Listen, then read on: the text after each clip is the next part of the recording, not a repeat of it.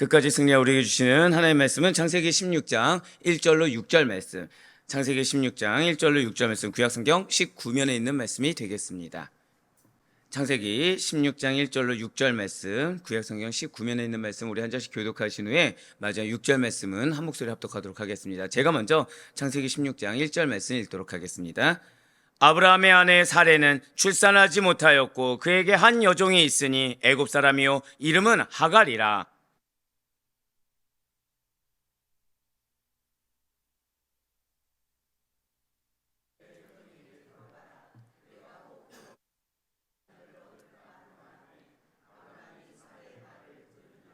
아브라함의 아내 사레가 그 여종 애굽 사람 하갈을 데려다가 그 남편 아브라함에게 처불어 준 때는 아브라함이 가나안 땅에 거주한 지 10년 후였더라.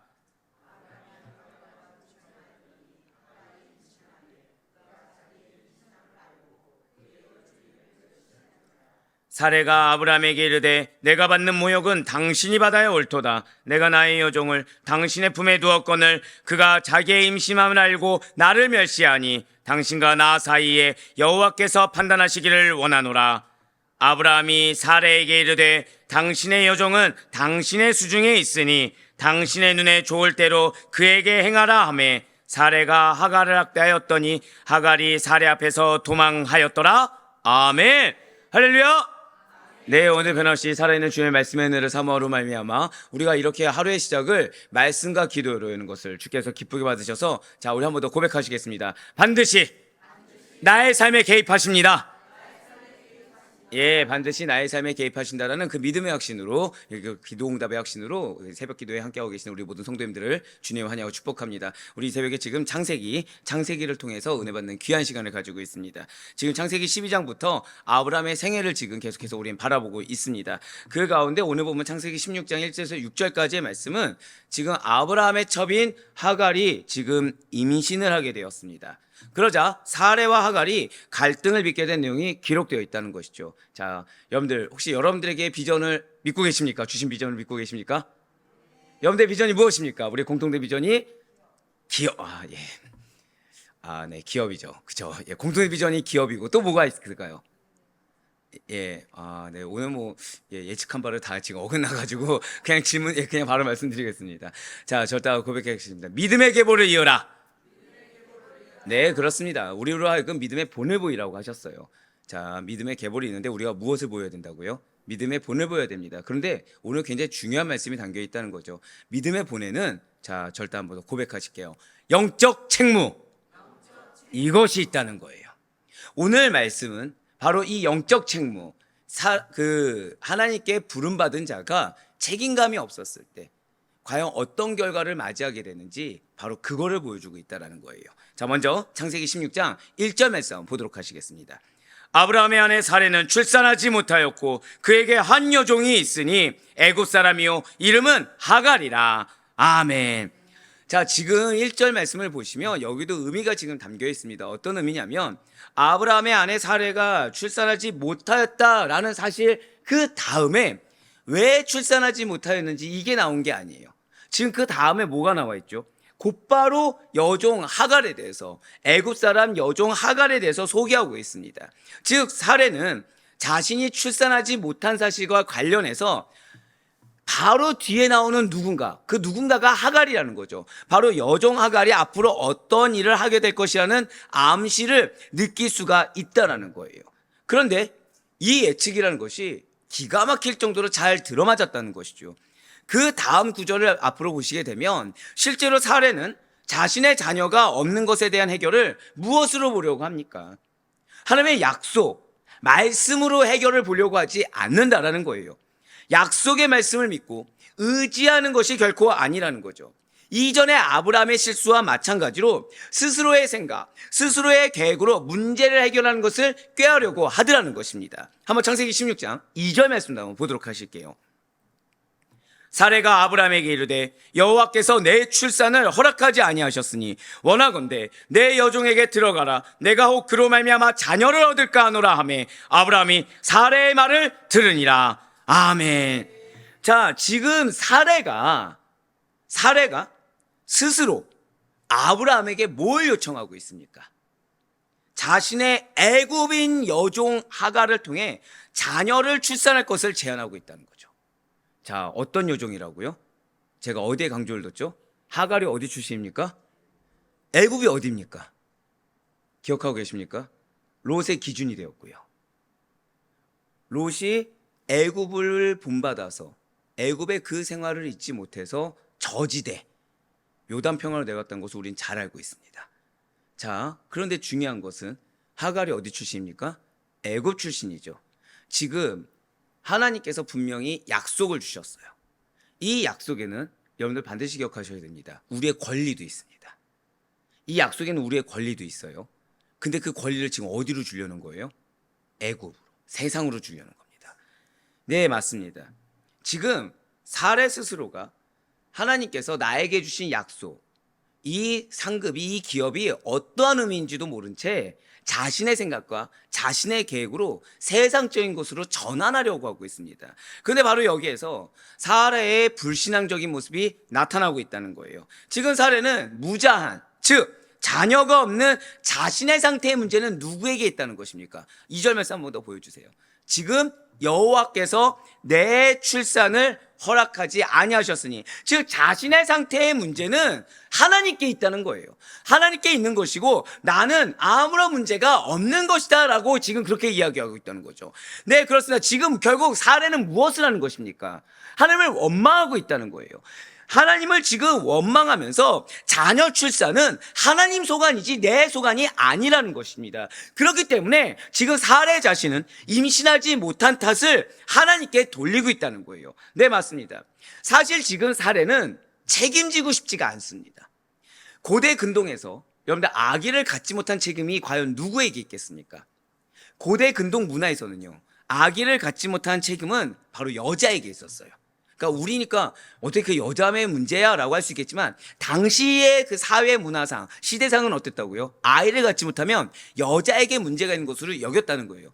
자, 그러면 아이를 갖지 못하면 누가 수치를 당하겠습니까? 여자가 수치를 당해야 하는 것, 그것이 당시 고대 근동의 일상적인 문화였다라는 것입니다. 그렇기 때문에 지금 사례는 아이가 없는 거, 하나님께서 약속을 해 주셨음에도 불구하고 아이가 없는 거에 대해서 누구의 책임으로 느껴야 되는 것입니까?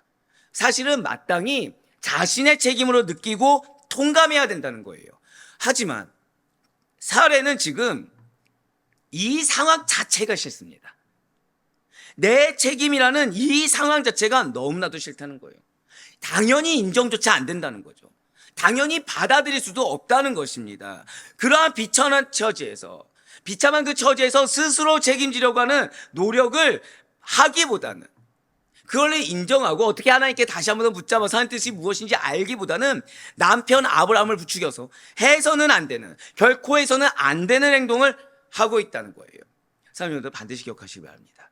앞서 말씀드렸어요. 지금 사례는 자신이 지금 원하고 요구하는 것이 어떤 의미인지 모른 채 애굽인 여종 하갈에게 무엇을 주려고 했다고요? 권리를 주려고 했다고 말씀드렸습니다. 이걸 기억하셔야 돼요. 그 이전에 사례 지금 무엇을 했습니까? 한번 고백하실까요? 하나님을 원망했습니다. 하나님을 원망하고 하나님을 탓하게 되면 반드시 세상적으로 흘러갈 수밖에 없습니다. 세상의 기준, 세상의 가치관, 내가 누려야 될 권리까지도 세상에 뺏기는 것도 모른 채 세상적인 가치관과 기준 가운데 내 마음이 매몰되어서 거기서 해결을 보려고 한다는 거예요. 언제요? 나도 모르게 나에게 놓인 이 상황에 대해서 인정이 안 되고 책임지기 싫어서 하나님께 원망을 돌리게 되면 나도 모르게 저지대로 내가 스스로 들어가게 되고 내가 누릴 것조차도 포기하게 된다는 것이죠. 예, 그렇습니다. 더불어서 하나는 하나님의 약속을 의심하지 말아야 돼요. 그저 믿고 기다려야 됩니다. 약속을 누가 주셨습니까? 하나님이 주셨어요. 사는 여러분들이 이렇게 한번 생각해 보시면 좋겠습니다. 자녀에게 너가 이번 시험을 100점 맞으면은 상을 줄게 라고 했습니다. 그러면은 상을 주는 사람은 누구입니까? 부모님이죠. 자녀가 아닙니다. 근데 자녀가 시험을 봤어요. 아직 성적표가 안 나왔습니다. 상을 달라는 거예요. 여러분들 주시겠습니까? 안 주시겠습니까? 믿음으로 주십니까? 네. 내 자녀는 당연히 잘 봤을 거야. 상을 주는 건 누구 마음이죠? 부모님 마음이라는 거예요. 자녀는 부모님이 원하는 성적까지 잘 준비해 놓고 어떻게 해야 된다고요? 잘 준비해 놓고 상을 받을 때를 기다리면 되는 것입니다. 맞습니다. 약속을 하나님이 주셨으면 약속을 이루는 건 또 누구십니까? 하나님이시죠. 그 하나님이 약속을 이루실 만큼 우리가 믿음으로 잘 준비해 놓고 그 약속을 이루실 때를 어제 말씀대로 기대하면 되는 것입니다.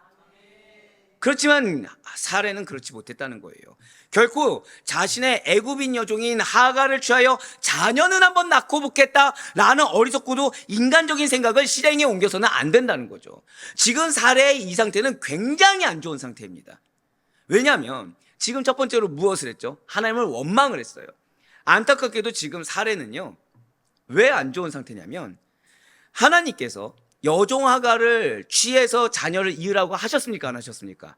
하지 않으셨어요.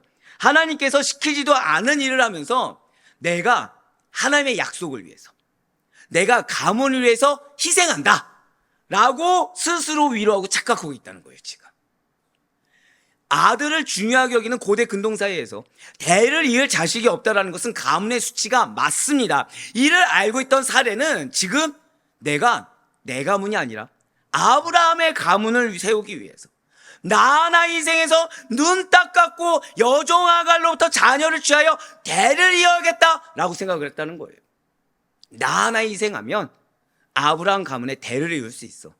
나 하나 희생하면 하나님의 약속이 성취될 수 있어 라고 지금 생각하고 있다는 거예요.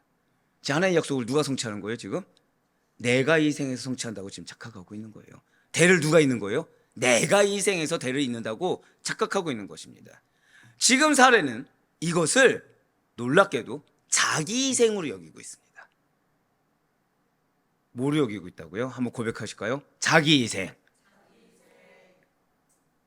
자기를 지금 부인하고 있다고 생각하고 있는 거예요.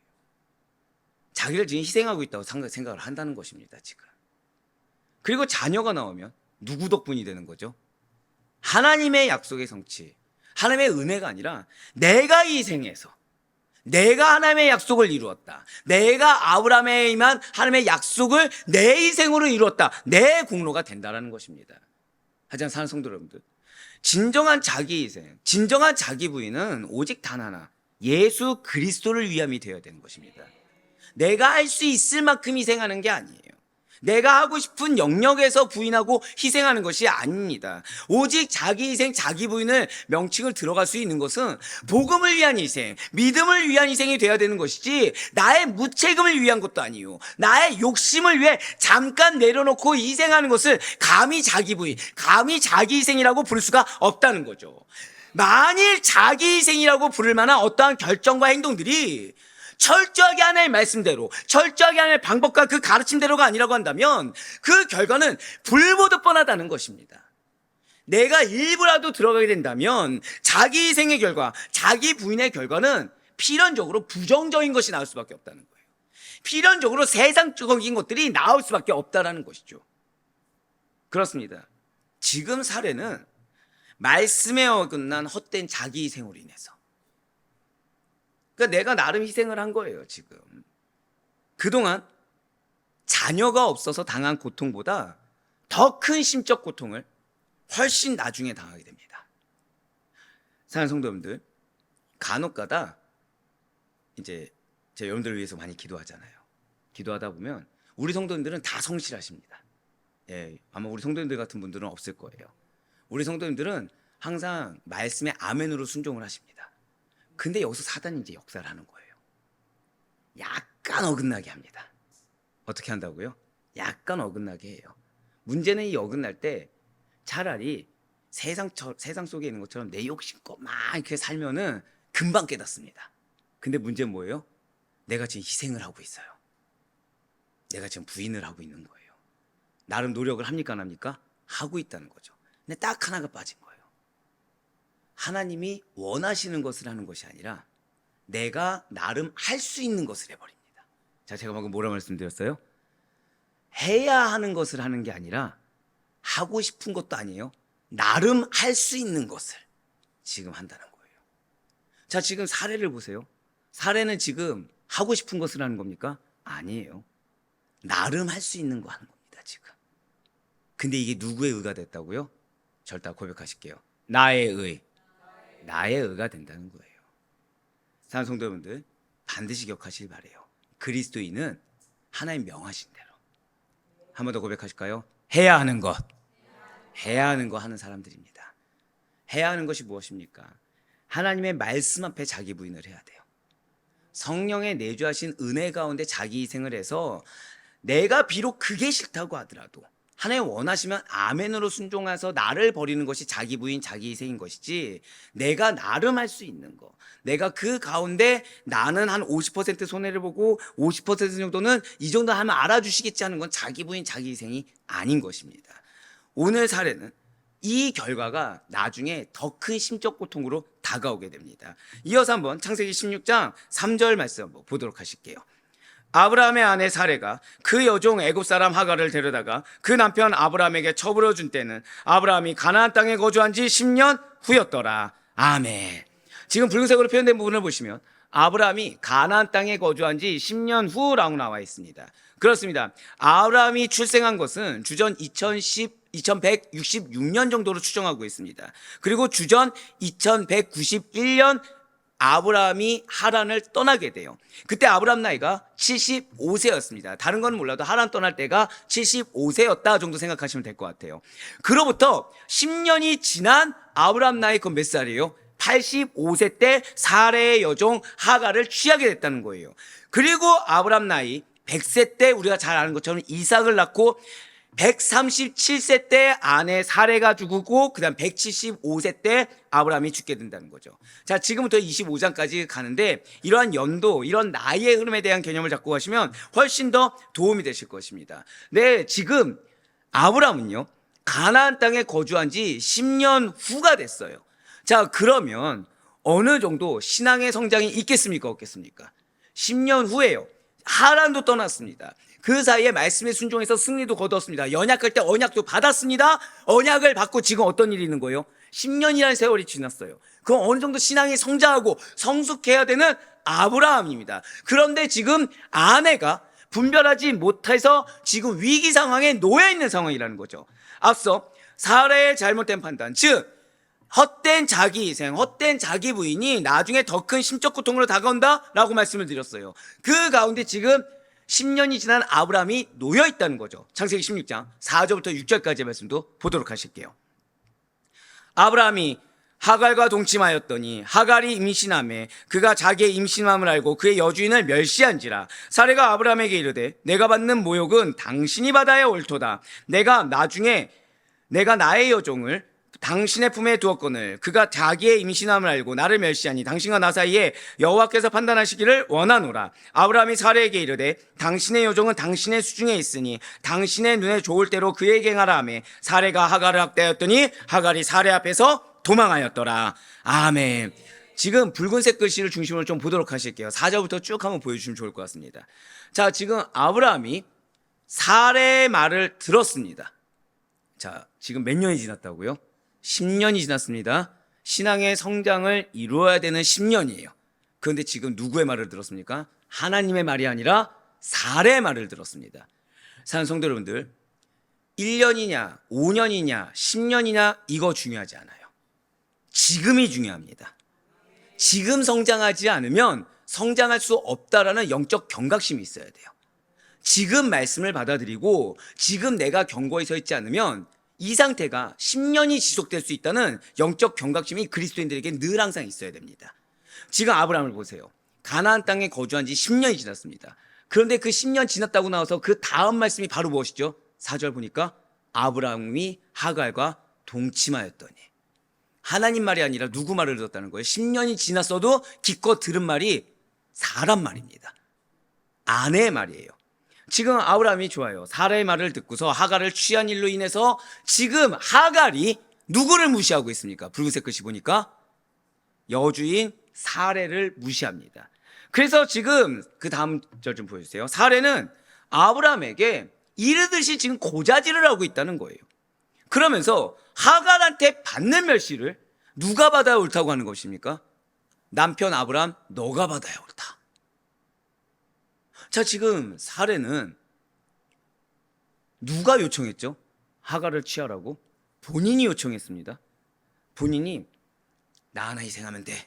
그래, 내가 너희 가문을 위해서 하나님 약속을 위해서 내가 희생해 줄게. 가서 취해서 대를 이어라고 했습니다. 그러면은 그 대를 잇는 행동에는 누구의 책임이 있죠? 내가 말한 대로 들은 아브라함의 책임도 있지만 사례의 책임도 있습니다. 근데 지금 사례는 갑자기 내가 지금 모욕을 받고 있다는 거예요. 왜 이런 생각이 든 거죠? 내가 희생을 했거든요. 내가 지금 부인했는데 가족이 안 알아주는 겁니다. 지금 내가 희생을 했는데 지금 가족이 안 알아주고 오히려 지금 나를 존귀하게 여겨야 될 애가 내가 너를 위해서 희생했는데 지금 나를 멸시하고 있는 거예요. 누가 믿겠습니까? 가장이 갑자기 믿기 시작한 거예요. 근데 문제가 있죠. 이 가장 누가 세우셨습니까? 하나님이 세우셨죠. 원망하고 있는 거예요. 초질간 지금 하나님을 계속 원망하고 있는 겁니다.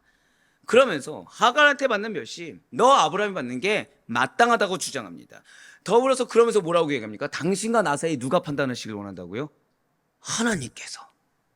사례가 지금 얼마나 영적으로 무지한지를 지금 드러내고 있어요. 본인이 뭘 잘못하는지를 지금 모르고 있습니다. 본인의 언행이 지금 무엇을 드러내고 있는지를 전혀 모르고 있다는 거예요.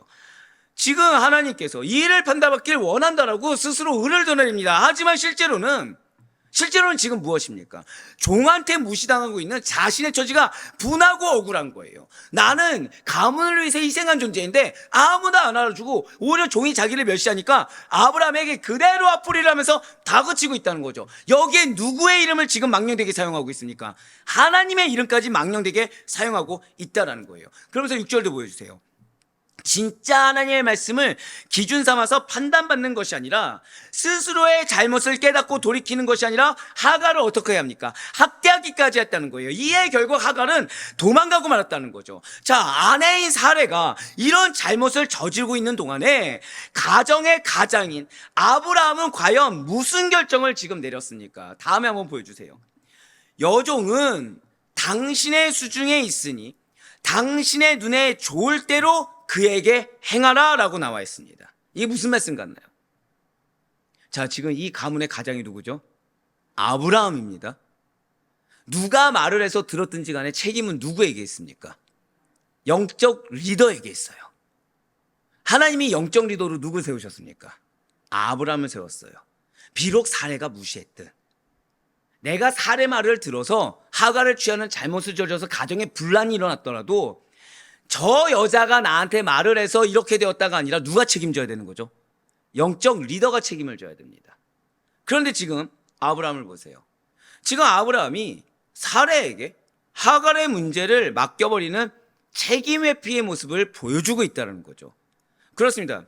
이 가정의 갈등 해결을 위한 아브라함의 결단이라는 것은 굉장히 빨랐을지도 모릅니다. 왜냐하면 듣자마자 지금 바로 내뱉었거든요. 너가 알아서 해. 하지만 신중하지 못했어요. 게다가 형평성을 잃은 행동입니다. 계속해서 보여주셔야 돼요. 당신의 수중에 있다라고 지금 있어요.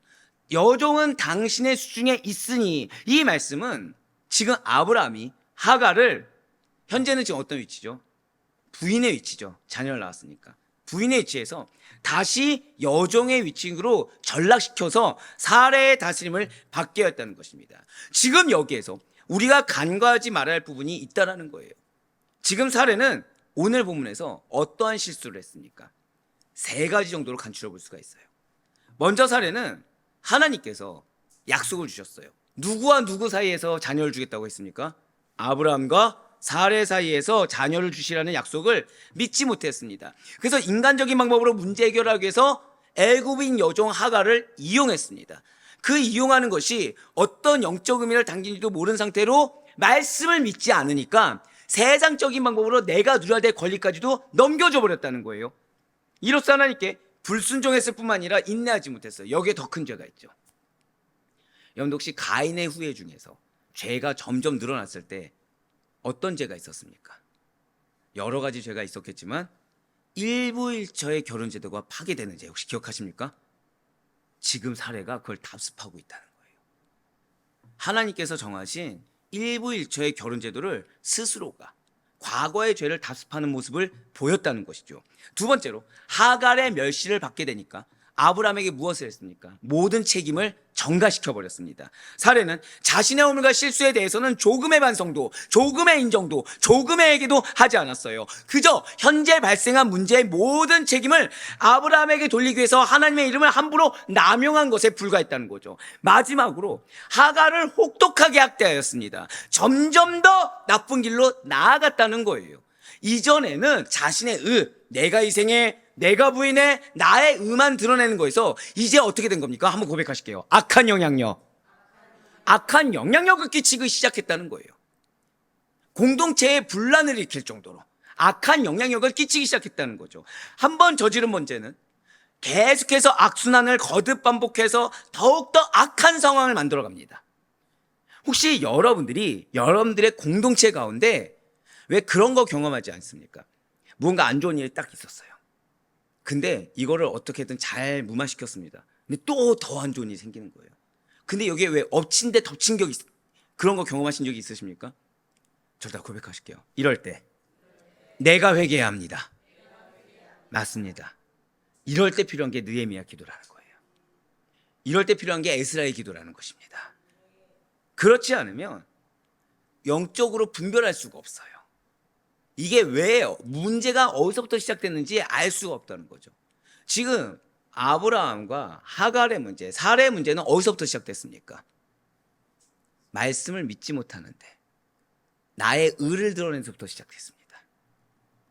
여기에 발단이 사례였다고 한다면 전개는 누가 시켰습니까? 아브라함의 10년이 지났음에도 불구하고 성장하지 못한 믿음에 있습니다. 그렇습니다. 성도는 늘 항상 자신 스스로를 돌이켜봐야 돼요. 어떠한 상황에서도 누구를 돌이켜보라? 나를 돌이켜봐야 됩니다. 그렇게 자신을 성찰했을 때 조금이라도 거리끼거나 조금이라도 잘못된 일이 있다고 한다면 그 순간 사단은 누구 때문에, 무슨 이유 때문에 너가 희생한 거야, 너가 나름 참은 거야 라는 마음을 물밀듯이 노도와 같이 저희 마음 가운데 밀려 쏟게 할 거예요. 생각은 어떻죠? 세상에 그렇게 똑똑할 수 없을 정도로 판단력이 뛰어날 겁니다. 다 버려야 돼요. 그걸 다 버려야 됩니다. 바로 회개해야 돼요. 조금이라도 단 1%라도 나의 죄의 영역이 들어갔다고 한다면 내가 회개해야 됩니다. 그래서 죄의 악순환의 고리를 바로 그 순간 끊어야 된다는 거예요. 그렇다면 아브라함의 죄는 지금 없는 것입니까? 아니에요. 있다는 거죠. 아브라함은 지금 가나안에 거주한 지 몇 년 지났다고요? 10년 지났습니다.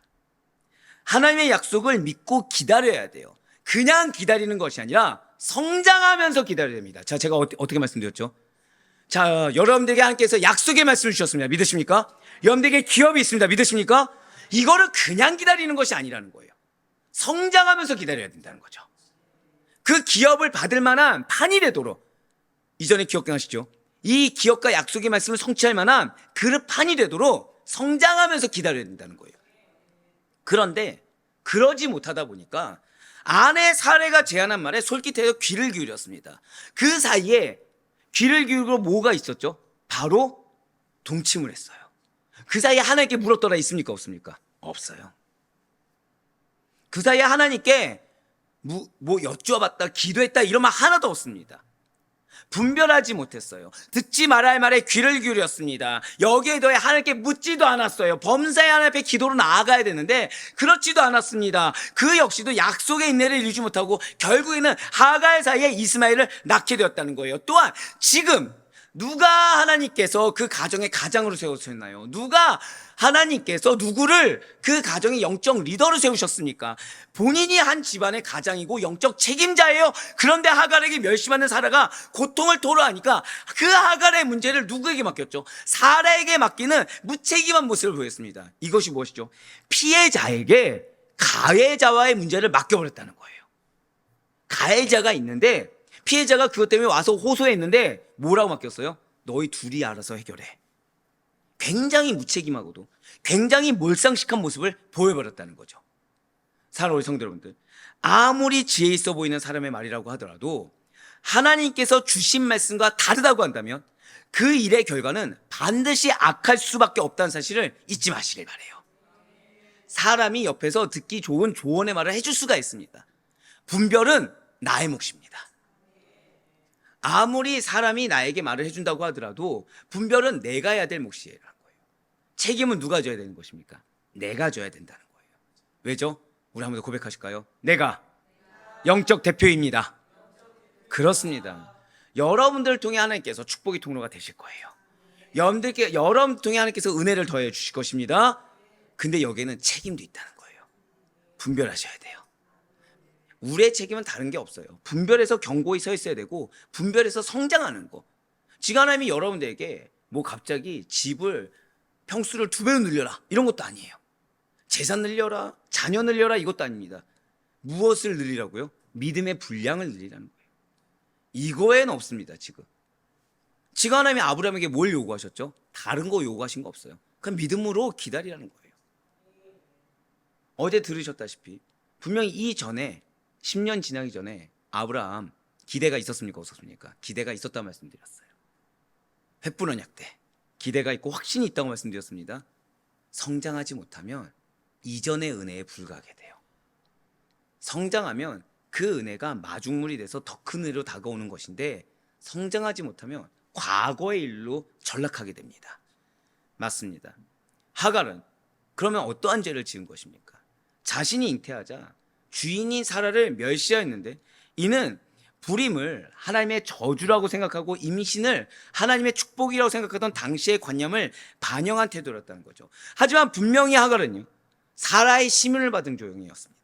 사라의 사랑을 받는 종이 바로 하갈이었다는 거죠. 아무리 주인인 아브람과 사이에서 자식을 낳았다고 하더라도 은혜를 원수로 갚듯이 배은망덕한 행위로 말미암아 사례를 멸시한 것은 큰 죄라는 거예요.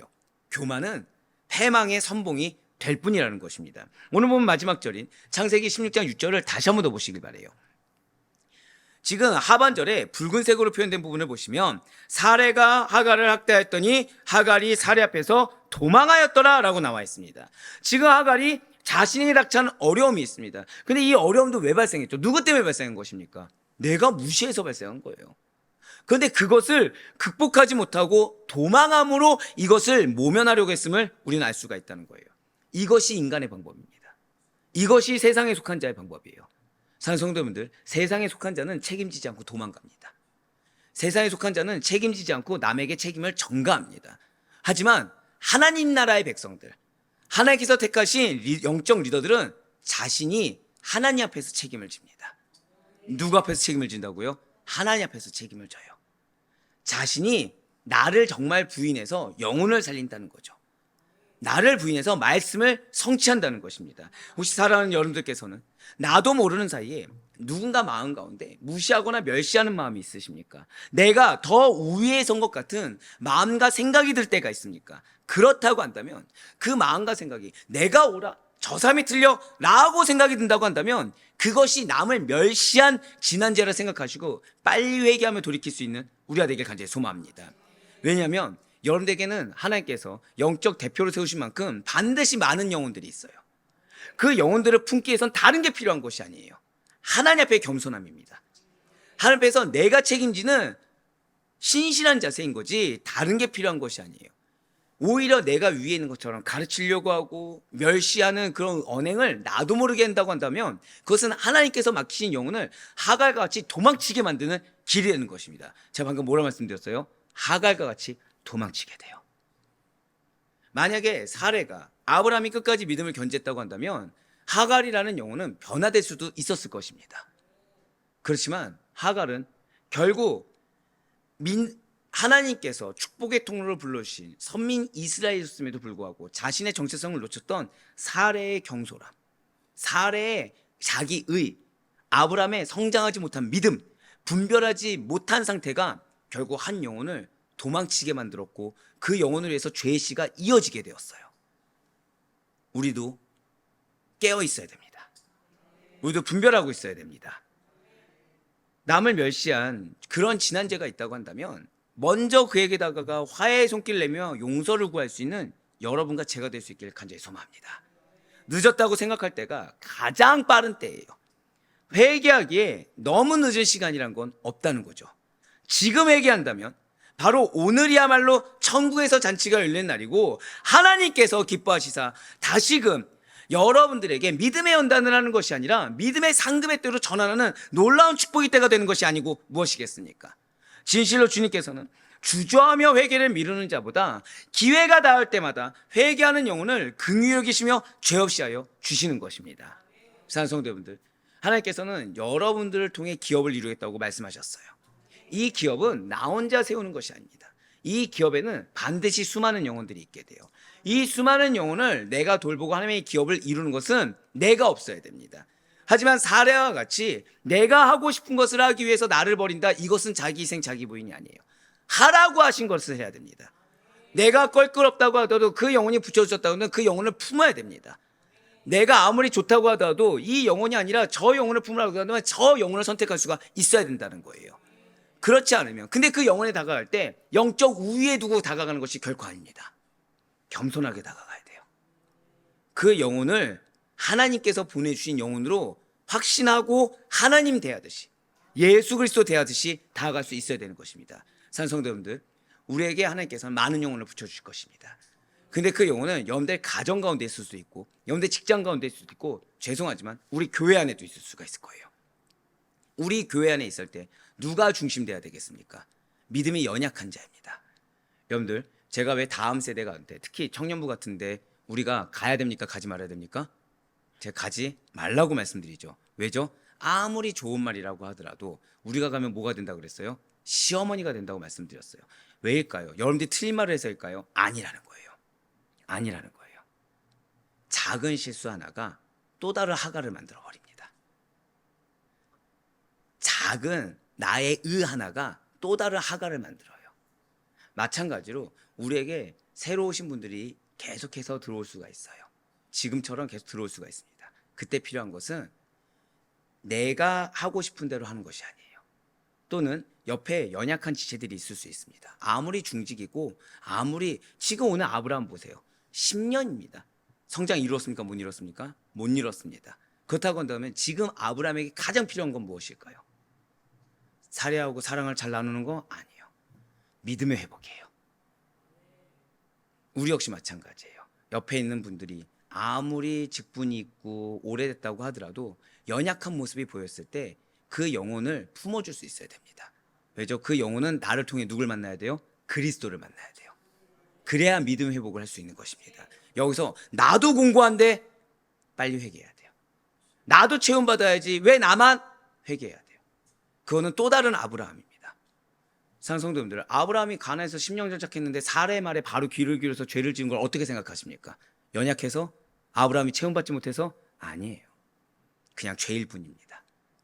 그러니 여러분들 택한 하나님의 마음을 체감하시길 바래요. 오늘 이 말씀은 정확히 한 달 전에 나온 말씀입니다. 근데 이 시점에 주셨을 때는 이 이유가 있다고 생각하고 있고, 이 시점에 주셨을 때는 항상 드릴 말씀이 있죠. 은혜를 주기 위해 빨리 이 은혜를 받을 만한 판이 되라는 겁니다. 그러니 이러한 말씀이야말로 축복의 말씀으로 받아들이시는 가운데, 특별히 주의 보혈로 내가 먼저 정결함을 입으시고, 지금 내가 나도 모르게 내가 희생하고 있어, 내가 부인하고 있어, 지금 내가 나름 노력하고 있어, 그 생각이 있다고 한다면 빨리 버리시고 오늘도 거룩한 주의 백성으로 살아가시는 가운데 누군가의 갈등이 말씀이 기준이 되어서 사랑을 경험하시고, 누군가의 다툼이 말씀이 기준되어서 용서를 경험하시며, 누군가의 껄끄러움이 말씀이 기준되어서 화해를 경험하셔서 주님께서 주시는 참된 평안 가운데 여러분들을 말미암아 또 다른 도망가는 하갈이 생기는 것이 아니라, 여러분들을 말미암아 수많은 이삭과 야곱과 요셉과 모세와 다윗이 계속해서 믿음의 승법 범식이 일어날 수 있기를 주님의 이름으로 간절히 축원합니다.